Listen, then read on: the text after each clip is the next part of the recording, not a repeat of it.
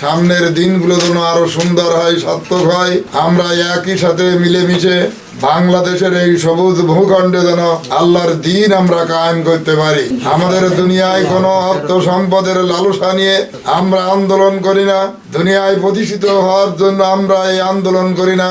আমরা এই আন্দোলন করি আমার ব্যক্তি সংশোধনের জন্য এবং আখিরাতে মুক্তির জন্য, এই দেশের মানুষের মুক্তির জন্য, শান্তির জন্য এবং নিরাপত্তার জন্য আমরা আন্দোলন করি। এই জন্য আমি বলবো আগামী 12ই ফেব্রুয়ারি যে নির্বাচন আসছে, এই জাতীয় নির্বাচন অত্যন্ত গুরুত্বপূর্ণ নির্বাচন। এই নির্বাচনে প্রমাণিত হবে যে বাংলাদেশে আবার ফিরে আসবে, নাসিরতারে বিদায় যাবে, বিদায় ঘন্টা বাজবে। এটা প্রমাণিত হবে এই দেশের মানুষের ভোটের মাধ্যমে।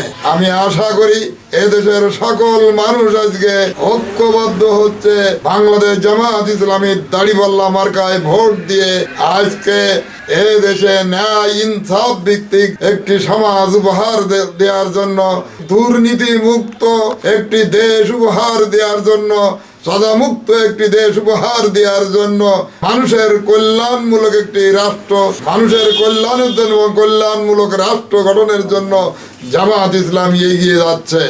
আসুন আমরা সবাই মিলে সেই জামাত ইসলামীর পতাকা তলে আমরা একত্রিত হই।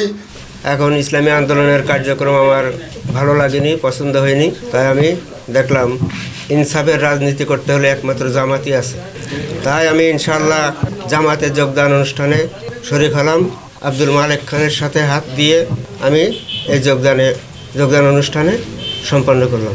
বিগত দিনে আমরা ইসলামী ঐক্যজোটের রাজনীতির সঙ্গে জড়িত ছিলাম। আমরা অল্প কিছুদিনের মধ্যে আমরা দেখতে পাইছি যে তাদের রাজনৈতিক আচারবিধি আমাদের পছন্দ হয়নি। এই কারণে আমরা স্বইচ্ছায় জামাত ইসলামীকে যোগদান করেছি। আপনি কোন পদে ছিলেন?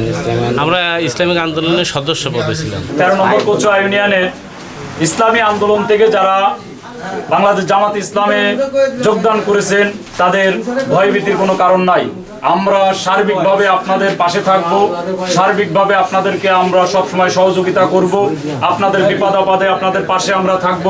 কোনো ধরনের কোনো হুমকি ধামকি যদি কেউ দিয়ে থাকে তাহলে সে সংবাদটা আমাদেরকে সাথে সাথে পৌঁছবেন ইনশাল্লাহ। আমরা আমাদের জায়গা থেকে সর্বোচ্চ চেষ্টা করব আপনাদেরকে সহযোগিতা করার জন্য।